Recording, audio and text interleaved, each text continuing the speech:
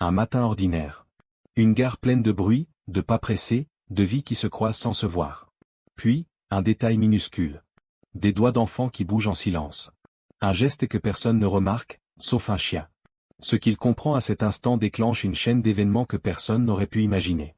Une vérité cachée au milieu de la foule. Un danger invisible derrière une apparence normale. Quand le silence parle plus fort que les cris, une seule question demeure. Et si le vrai courage consistait simplement à écouter? Restez avec nous, car cette histoire incroyable vous laissera sans voix. Avant de commencer, n'oubliez pas de liker et de vous abonner. Et surtout, je suis curieux, d'où nous regardez-vous? Indiquez votre pays dans les commentaires. J'adore voir jusqu'où voyagent nos histoires. Le matin avançait comme tous les autres. Dans la grande gare européenne, le temps semblait couler selon un rythme parfaitement huilé. Les valises roulaient sur le sol lisse, les annonces résonnaient au-dessus des têtes, claires et régulières. Des pas pressés, des conversations à voix basse, des rires d'enfants mêlés aux soupirs des trains qui entraient en voie. Rien ne sortait de l'ordinaire. Rien qui mérite d'être retenu. Et pourtant, quelque chose se figea. Ce ne fut pas un bruit. Ce ne fut pas un cri. Ce fut une absence. Un chien policier s'arrêta net. À côté de son conducteur, il avançait jusque-là avec la précision calme de ceux qui connaissent leur travail par cœur. Son corps était détendu, son pas mesuré. Puis, sans avertissement, ses muscles se tendirent. Ses oreilles se redressèrent légèrement. Son souffle changea. Le conducteur le sentit aussitôt. Il n'y avait pas besoin de mots. Après des années de service commun, il connaissait cette nuance presque imperceptible. Ce n'était pas de l'agitation. Ce n'était pas de l'agressivité. C'était autre chose. Quelque chose de plus ancien. Plus profond. Le regard du chien s'était fixé sur une silhouette parmi tant d'autres. Une femme marchait dans la foule, tirant doucement 3 enfants derrière elle. Elle portait un manteau ordinaire, avançait avec assurance, sans précipitation excessive. À première vue, une famille comme tant d'autres, pressée par un horaire, absorbée par le tumulte du matin. Mais la plus petite des enfants ne marchait pas vraiment. Elle suivait. Sa main était serrée dans celle de la femme, trop serrée. Son corps était rigide, comme si chaque pas demandait un effort invisible. Elle ne parlait pas. Elle ne pleurait pas. Ses yeux, en revanche, bougeaient sans cesse. Ils glissaient sur les visages autour d'elle, s'arrêtaient un instant, puis repartaient aussitôt, comme si elle cherchait quelque chose sans savoir quoi. Le chien baissa légèrement la tête. Il observa. C'est alors que cela se produisit. Les petits doigts de l'enfant bougèrent, discrètement, presque imperceptiblement. Une pression. Puis une autre. Encore. Toujours le même rythme. Un geste si anodin qu'aucun adulte ne l'aurait remarqué. Un geste qui ne demandait aucun son, aucun regard. Le conducteur fronça légèrement les sourcils. Il n'aurait su dire pourquoi. Son esprit n'avait encore rien compris, mais son corps réagissait déjà. Le chien, lui, ne clignait plus des yeux. Autour d'eux, la gare continuait de vivre. Les annonces reprenaient. Les trains partaient. Les passants évitaient simplement cet homme en uniforme et son chien immobile, sans y prêter attention. Rien ne semblait anormal. Et pourtant, quelque chose l'était. Le conducteur inspira lentement. Il resserra sa prise sur la laisse, non par crainte, mais par respect pour ce qu'il venait de sentir. Pour la première fois ce matin-là, il ne suivit plus la routine. Il fit un pas vers l'inconnu, guidé non par ce qu'il voyait, mais par ce que son partenaire avait entendu, sans un seul mot. Il avança lentement, sans brusquer la foule. Un pas, puis un autre. Le chien suivait, parfaitement aligné à sa jambe, mais son attention ne quittait plus la petite silhouette devant eux. Chaque mètre réduit semblait épaissir l'air, comme si la gare, pourtant bondée, se refermait autour de ce simple trajet. La femme les remarqua rapidement. Son regard glissa d'abord sur l'uniforme, puis sur le chien. Son visage se crispa à peine, juste le temps d'une respiration, avant de se recomposer dans un sourire trop rapide, trop appliqué. Elle resserra sa prise sur la main de l'enfant, comme par réflexe, puis continua d'avancer. Le conducteur observa ces détails sans les commenter. Il savait que les choses importantes se trahissent rarement par des gestes évidents. Elles vivent dans les micro-mouvements, dans les hésitations que l'on croit invisibles. Le chien ralentit encore. Son corps restait calme, maîtrisé, mais quelque chose avait changé. Sa tête était plus basse, son regard plus précis. Il ne tirait pas sur la laisse. Il ne grognait pas. Il signalait. Silencieusement. Avec cette discipline parfaite que seuls les chiens longuement entraînés possèdent. L'enfant détourna le regard lorsque leurs yeux faillirent se croiser. Elle fixa le sol, puis la foule, puis de nouveau le sol. Sa respiration était courte. Et ses doigts recommencèrent. Le même geste. Le même rythme. Toujours dissimulé contre le dos de la femme. Le conducteur sentit un doute lui traverser l'esprit. Et si ce n'était rien? Et si ce n'était qu'une famille pressée, une enfant timide, une coïncidence interprétée trop vite? Il connaissait cette gare. Il connaissait ce genre de situation. Le danger, le vrai, n'aime pas la lumière. Mais il savait aussi que se tromper publiquement pouvait détruire une journée, une réputation, une confiance. Autour d'eux, quelques passants ralentissaient. Pas assez pour s'arrêter, mais suffisamment pour observer. On sentait une tension discrète, encore indéfinissable, comme avant un orage. La femme s'arrêta brusquement. « Il y a un problème ?» demanda-t-elle d'une voix douce, presque aimable. « Trop aimable. » Le conducteur répondit avec le même calme. Ses mots étaient mesurés, professionnels. Il posa une question simple, sans accusation. Où allait-il? Le train était-il proche? Avait-elle besoin d'aide? Ses réponses vinrent trop vite. Trop fluides.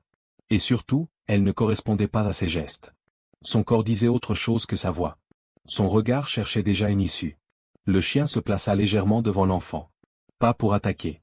Pour barrer. Un murmure parcourut la foule. Des regards se croisèrent. Quelque chose se passait, maintenant. On ne savait pas quoi, mais on le sentait. Le conducteur inspira profondément. Il n'avait toujours aucune preuve visible. Aucun élément concret. Rien que son expérience, son instinct, et la certitude silencieuse de son partenaire à quatre pattes. Alors il prit la décision que chaque agent redoute et respecte à la fois. Il leva la main. Il intervint. Et à cet instant précis, la normalité se brisa définitivement, laissant place à l'autorité, au doute, et à une vérité qui n'allait plus pouvoir rester cachée. La voix du conducteur s'éleva sans dureté, mais avec une autorité qui ne laissait aucune place à la discussion. Il demanda à la femme de rester où elle était. Pas un ordre crié. Pas une menace. Une consigne calme, ferme, irrévocable. La réaction fut immédiate. C'est absurde, lança la femme en haussant légèrement la voix. Elle tenta de rire, un rire nerveux, mal accordé à la situation. Nous sommes en retard. Mon enfant est fatigué, c'est tout. Votre chien lui fait peur.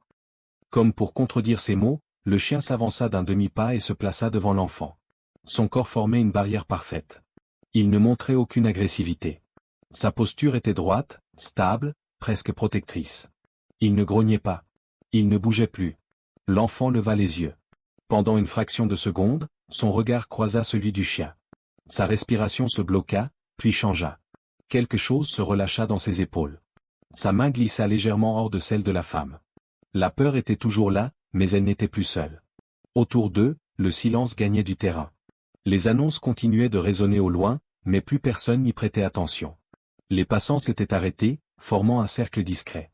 Des téléphones se levèrent, puis se baissèrent. Ce n'était plus un spectacle. C'était un malaise collectif. Le conducteur demanda calmement à voir le sac de la femme. Elle recula d'un pas. Puis d'un autre. Ses mots se bousculèrent. Des excuses. Des protestations. Des phrases trop longues, trop rapides. Elle tenta de reprendre le contrôle, de raconter sa version avant que quelqu'un d'autre ne le fasse pour elle. Le chien ne la quittait pas des yeux. Quand elle comprit qu'elle ne passerait pas, ses épaules s'affaissèrent légèrement. Elle posa son sac au sol avec des gestes brusques. Un collègue du conducteur, arrivé entre-temps, l'ouvrit sous les regards figés de la foule. Au début, rien de choquant. Des vêtements. Des objets ordinaires. Puis, dissimulés sous une doublure, des documents apparurent. Plusieurs identités. Les mêmes traits. Des photos prises de loin. Trop loin. Comme si les sujets ignoraient être observés. Un souffle parcourut la gare. Puis un murmure. Puis plus rien. La femme baissa la tête. Elle ne cria plus. Elle ne protesta plus. L'enfant tremblait maintenant. Ses lèvres bougeaient sans produire de son. Le conducteur s'accroupit à sa hauteur. Il parla doucement, comme on parle quand le monde s'écroule trop vite autour d'un cœur trop petit. « Tu es en sécurité maintenant », dit-il simplement. Les mots semblèrent atteindre quelque chose de profondément enfoui. Les doigts de l'enfant se refermèrent sur sa manche. Elle parla enfin, à peine audible. Elle expliqua, par fragments, par phrases incomplètes. Des déplacements. Des promesses. Des enfants qui partaient, et ne revenaient pas. La foule absorba ces mots avec stupeur. Certains détournèrent le regard. D'autres serrèrent les poings. Le conducteur se redressa lentement. Son visage était calme, mais son regard avait changé. Ce qu'il venait de découvrir dépassait largement cette gare, ce matin ordinaire, cette seule enfant. Il leva les yeux vers ses collègues. Ce n'était plus une intervention isolée. C'était le début de quelque chose de bien plus vaste, plus sombre, et désormais impossible à ignorer. Les heures qui suivirent s'enchaînèrent sans pause, comme si le temps avait brusquement accéléré. La gare, quelques instants plus tôt figée par le choc, avait retrouvé son mouvement, mais quelque chose demeurait dans l'air. Une trace invisible. La sensation qu'un voile venait d'être soulevé. Dans une pièce neutre, à l'écart du bruit, la femme était assise face aux autorités. Son assurance s'était dissoute. Ses épaules étaient voûtées, ses mains agitées de tremblements qu'elle ne cherchait même plus à cacher. Les questions tombaient, précises, méthodiques. D'abord les identités. Puis les déplacements. Les contacts. Chaque réponse ouvrait une faille. Les documents retrouvés n'étaient pas isolés. Ils s'inscrivaient dans un schéma plus large, plus ancien. Des trajets répétés. Des noms qui revenaient. Des lieux discrets, choisis pour ne jamais attirer l'attention. Ce n'était pas une improvisation. C'était une organisation. Quand la femme comprit que tout s'effondrait, elle cessa de se défendre. Sa voix devint basse, presque mécanique. Elle parlait comme on récite une histoire apprise par cœur, sans y mettre d'âme. Ce n'était pas le remords qui transparaissait dans son regard, mais la peur d'avoir été prise. Le conducteur écoutait en silence. À chaque mot, le poids sur sa poitrine s'alourdissait. Car une certitude s'imposait, implacable. L'enfant qu'ils avaient protégé n'était pas la seule. Et surtout, elle n'était pas la dernière. Un message arriva. Puis un autre. Des informations recoupées indiquaient que d'autres enfants se trouvaient encore entre leurs mains. Des déplacements prévus. Une échéance proche. Très proche. Le temps n'était plus une donnée abstraite. Il devenait une menace directe. Le chien, resté calme jusque-là, sentit le changement avant même qu'on lui parle. Il se redressa, attentif. Son rôle venait d'évoluer. Il n'était plus simplement un témoin attentif. Il allait devoir chercher. Trouver. Agir. Le conducteur posa une main sur son encolure. Un geste bref, chargé de confiance. Il n'y avait pas besoin de paroles. Il se connaissait suffisamment pour comprendre ce qui allait suivre. La stupeur avait laissé place à quelque chose de plus dur. Plus tranchant. La responsabilité. Ce sentiment qui ne permet ni hésitation ni erreur. Chaque décision comptait désormais. Chaque minute perdue pouvait coûter une vie. Les équipes se mirent en mouvement. Des cartes furent déployées. Des coordonnées analysées. Un point revenait sans cesse. Une zone en périphérie, oubliée, à l'abri des regards. Un endroit où personne ne s'attarde. Un endroit parfait pour disparaître. Dehors, le ciel commençait à s'assombrir. La lumière changeait, lentement, comme si la journée cédait la place à quelque chose de plus inquiétant. Le conducteur enfila son équipement sans précipitation. Chaque geste était maîtrisé, presque cérémonial. Il jeta un regard vers le chien. Ce qui les attendait n'avait plus rien à voir avec une gare animée ou des regards curieux. Ils quittaient la clarté du public. Ils entraient dans l'ombre, là où les secrets se cachent, et où chaque seconde peut faire la différence entre être trop tard ou juste à temps. La nuit avait englouti la ville lorsque les véhicules s'arrêtèrent à la lisière de la zone industrielle. Ici, plus de vitrines éclairées, plus de passants pressés. Seulement des entrepôts oubliés, des murs fissurés, des routes mangées par l'ombre. L'air semblait plus lourd, chargé d'une humidité froide, comme si cet endroit retenait des secrets qu'il refusait de laisser partir. Le conducteur descendit en silence. Le chien toucha le sol aussitôt, son museau déjà en mouvement. Son corps changea sans bruit. Chaque pas devenait précis. Chaque inspiration comptait. Il avançait sans précipitation, avec cette concentration calme qui trahit une certitude intérieure. Il progressait lentement entre les bâtiments. Aucun cri. Aucun mouvement. Juste le frottement léger des bottes sur le gravier et la respiration régulière du chien. Le silence n'était pas vide. Il était tendu, chargé d'attente. Le conducteur observa son partenaire. Il n'y avait aucune peur dans sa posture. Seulement une détermination tranquille. Comme s'il savait exactement ce qu'il faisait. Comme s'il savait qu'on comptait sur lui. Soudain, le chien s'arrêta. Pas brutalement. Avec retenue. Sa tête se redressa légèrement. Son corps se figea. Puis il se détourna vers une porte métallique dissimulée derrière des palettes et des débris. Rien n'indiquait qu'elle était utilisée. C'était justement ce qui la rendait inquiétante. Un signe discret. Les équipes se rapprochèrent. La porte céda dans un grincement étouffé. Une odeur renfermée s'échappa aussitôt, mêlée à celle de la poussière et du métal froid. À l'intérieur, une lumière faible révélait une pièce étroite. Ils les virent. Des enfants, recroquevillés les uns contre les autres. Trop silencieux. Trop immobiles. Leurs visages étaient marqués par la fatigue et la peur, mais leurs yeux étaient ouverts. Présents. Vivants. Un souffle collectif traversa l'équipe. Le chien entra le premier, lentement. Sa queue était basse, ses mouvements mesurés. Il ne fit rien d'impressionnant. Rien de spectaculaire. Il s'approcha simplement, s'assit à quelques pas, et attendit. Un enfant leva la main. Hésitant. Puis un autre. Ils s'approchèrent un à un, attirés par cette présence calme qui ne demandait rien, qui ne jugeait pas, qui ne parlait pas. Les petites mains se posèrent sur son pelage. Leurs respirations changèrent. Quelque chose se dénoua. Sans un mot, la confiance s'installa. Le conducteur sentit sa gorge se serrer. Il avait vu des scènes difficiles. Il en verrait encore. Mais ce moment-là, ce moment où la peur reculait, même légèrement, grâce à un être qui n'avait pas besoin de paroles, il ne l'oublierait jamais. Pourtant, au fond de lui, une inquiétude persistait. Car tout semblait trop calme. Un bruit lointain fendit la nuit. Un moteur. Des phares qui s'allumaient quelque part, hors de vue. Le chien redressa aussitôt la tête. Son corps se tendit à nouveau, différemment cette fois. Le danger n'était pas terminé. La protection venait à peine de commencer, lorsqu'une nouvelle menace surgit, prête à transformer le sauvetage en course contre la montre. Le rugissement du moteur déchira le silence comme une détonation. Les phares balayèrent les façades décrépites, projetant des ombres déformées sur le béton. Quelqu'un fuyait. Quelqu'un qui savait qu'il n'avait plus rien à perdre. Le conducteur n'hésita pas. Sa main se desserra de la laisse dans un geste fluide, presque instinctif.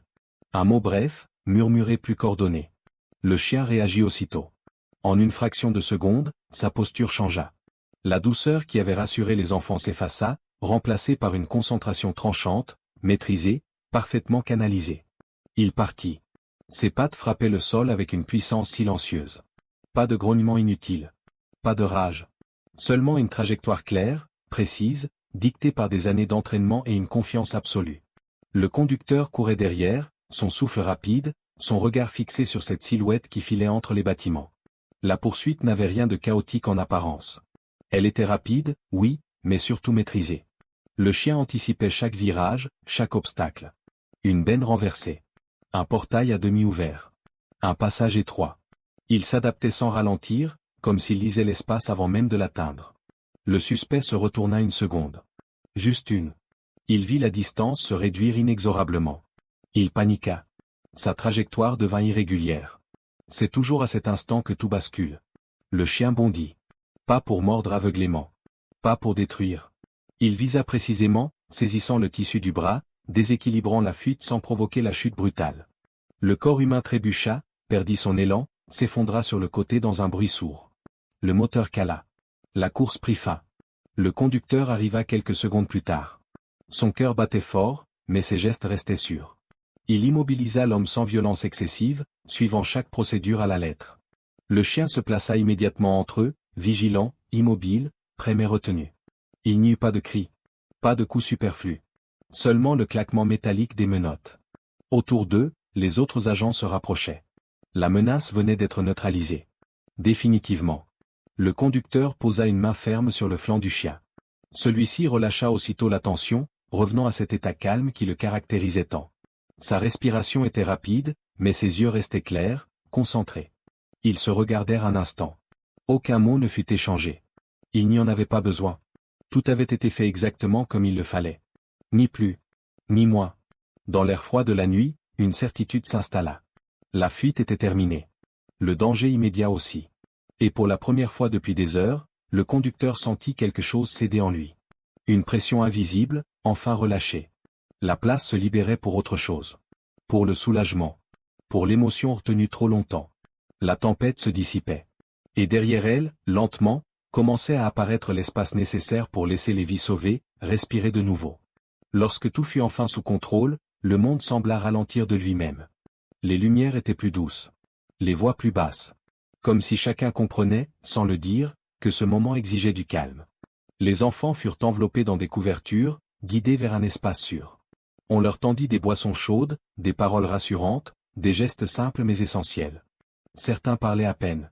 D'autres regardaient autour d'eux comme s'ils craignaient encore que tout disparaisse. Mais tous respiraient. Et cette respiration retrouvée était déjà une victoire. Le chien resta près d'eux, assis, immobile, présent. Il n'imposait rien. Il offrait juste sa présence. Un point stable dans un monde qui avait trop souvent changé de forme. Les enfants s'en approchaient naturellement, posant leurs mains sur son dos, comme pour vérifier qu'il était bien réel. Puis il y eut les parents. Ils arrivèrent l'un après l'autre, guidés par les agents. On les reconnaissait avant même qu'ils ne parlent. Dans leurs yeux se mêlaient la peur, l'espoir, et une crainte presque douloureuse de croire trop vite. Jusqu'à ce qu'un prénom soit prononcé. Alors tout s'effondra.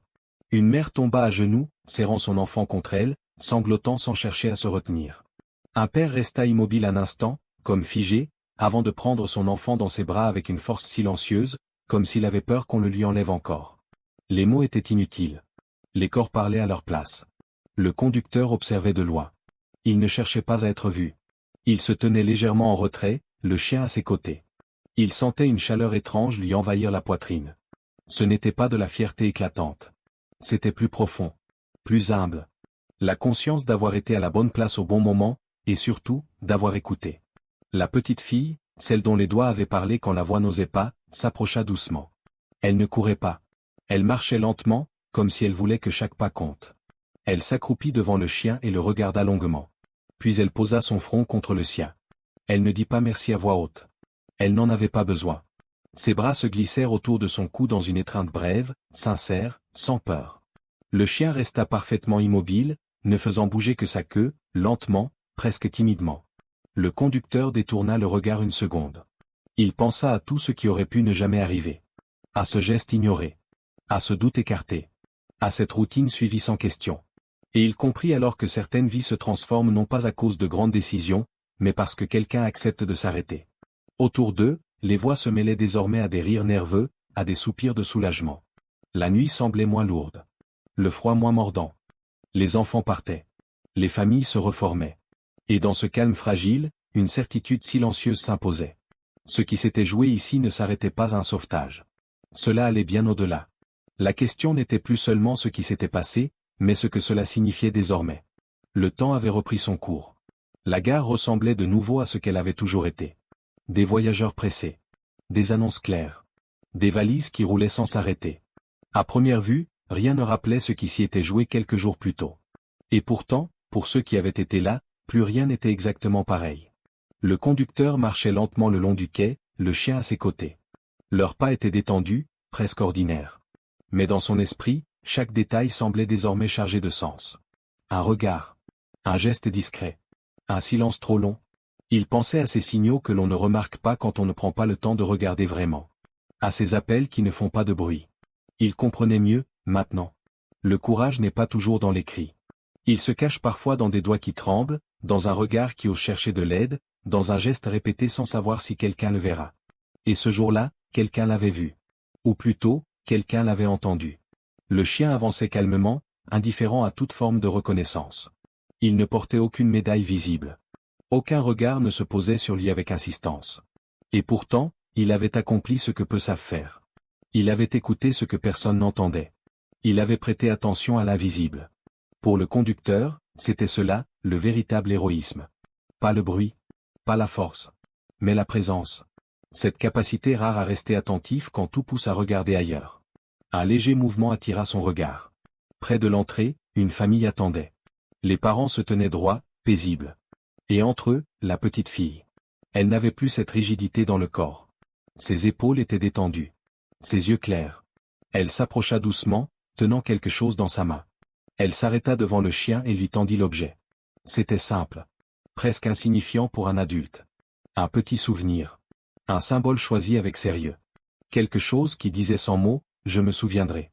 Le chien inclina légèrement la tête. Il ne comprenait peut-être pas la forme exacte du geste, mais il en sentait l'intention. Sa queue bougea lentement. Le conducteur posa une main sur son dos, avec gratitude. La petite fille sourit. Puis elle repartit, sans se retourner, retrouvant ses parents. Ils s'éloignèrent dans la foule, se fondant à nouveau dans cette normalité qui, autrefois, avait caché le danger. Le conducteur resta immobile un instant. Il pensa à toutes ces histoires qui ne seront jamais racontées. À tous ces moments où une vie change parce que quelqu'un a choisi d'écouter. Et il sut que, parfois, les plus grands héros ne parlent pas. Ils attendent. Ils observent. Ils entendent ce que d'autres ne perçoivent pas.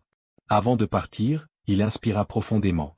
Et si cette histoire vous a touché, prenez simplement un instant pour soutenir ce genre de récit, en laissant un signe, en vous abonnant, ou en la partageant avec quelqu'un qui saura l'entendre.